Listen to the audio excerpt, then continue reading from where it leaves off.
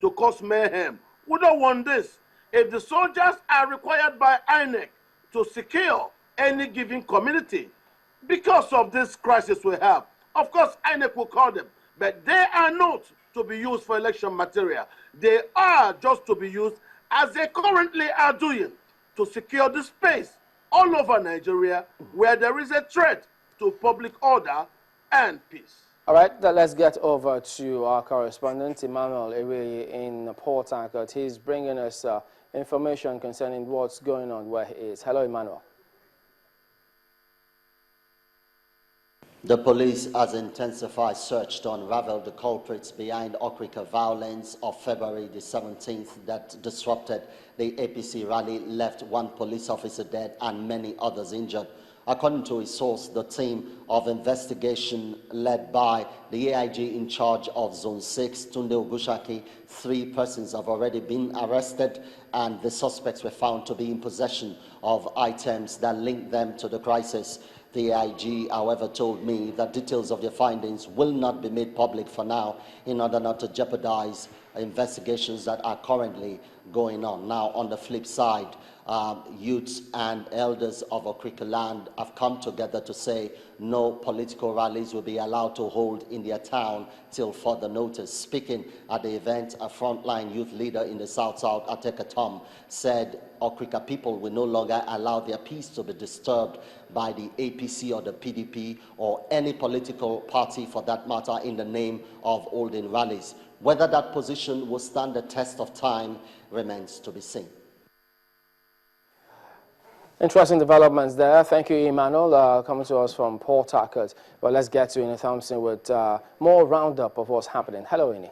Hello, Chamberlain. Well, we're still talking about having a peaceful election, and that's why more peace pacts are being signed. Political parties, both the major and not so major ones, are committing themselves to make the forthcoming elections peaceful. But even in the midst of this agreement, there are questions of implementing these words that have been put on paper. The signing and implementation of peace accords dominates the news again, as Abia State Police Command brings representative of political parties to commit to conduct the activities as well as coordinate their supporters to behave in a manner that will not disrupt organized and fair election. After the signing, they affirm it orally. Let me tell us that the PDP, our own party, is a law-abiding party. The APGA party is a peace-loving party, and we are eager and willing to respect all the articles of this peace accord.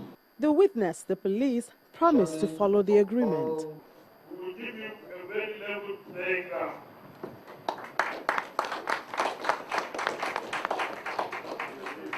We will be very, very fair. The same scenario plays out in Anambra State. The Assistant Inspector General of Police in charge of Zone 9, Usman Gwari, oversees the signing of the Peace Pact by candidates of State and National Assembly. The force once again voiced their commitment to enforce the agreement. The aim, in a very simple term, is for us to imbibe the spirit and the culture of politics without bitterness. Meanwhile, a not-so-peaceful incident in Ogun State. The governorship candidate of the People's Democratic Party, Mr. Gboyega Isiaka, has accused the state signage and advertisement agency of intimidation and favoritism. He says that his billboards have either been destroyed or relocated from their original points. On getting here this morning, we discovered that the one on Mashood Abela Way has been completely removed to an unknown destination, while the one here was completely destroyed. As you can see, the carcass of the billboard here. What we have come here to do this morning is just for us to come and have a look at the scene. And this is not the first time that this will happen.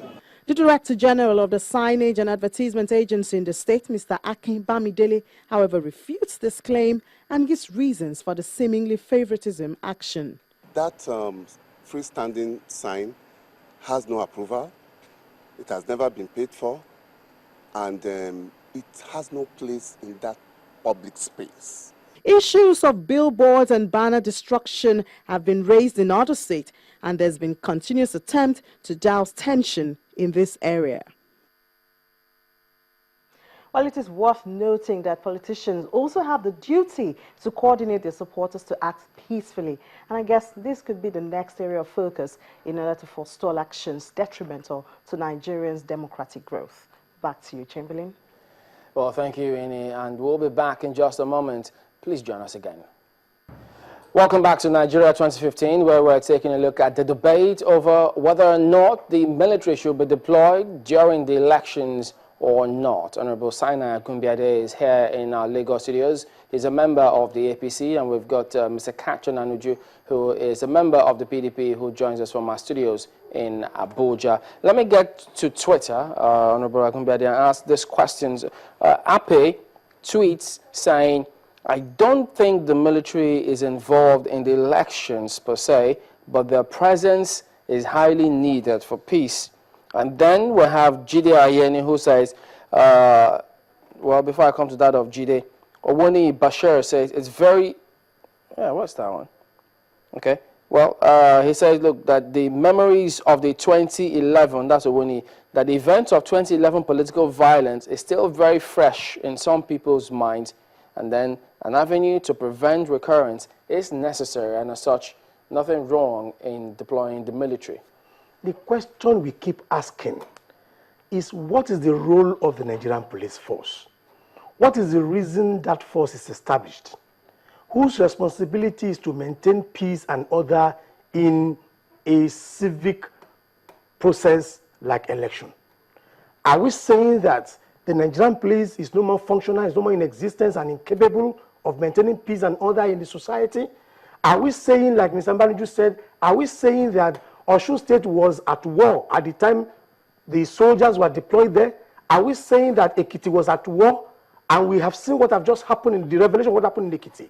We saw what happened in Osun, where people wore masks and were intimidating people with their presence, whereas it is expected that for election to hold, there must be a conducive atmosphere. Let me ask you, is there any judgment of the court whatsoever that has found the military guilty of rigging elections or perpetuating violence? Or this is just in the realm of public opinion at the moment? It's not something in the realm of opinion. It's something that has been empirically established that this is what happened in Ekiti.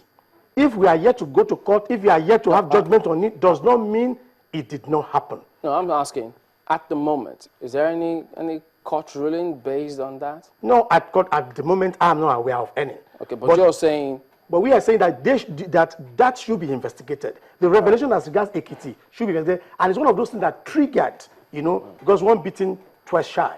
So what happened could be repeated, and what happened in Osun, but for the resilience of the people of Osun, but for their determination, almost everybody was intimidated, and the turnout was not what it should be, because except for those who were ready to stand their feet and say we must vote. All right, Mr. Nanuju, in the light of what he said, any merit? Because he says, look, once bitten, twice shy. We've seen some of these things, and it won't be nice for them to keep arguing over this, because he says if it's happened before, based on what he said, it could happen again. So why don't we prevent it by keeping them out?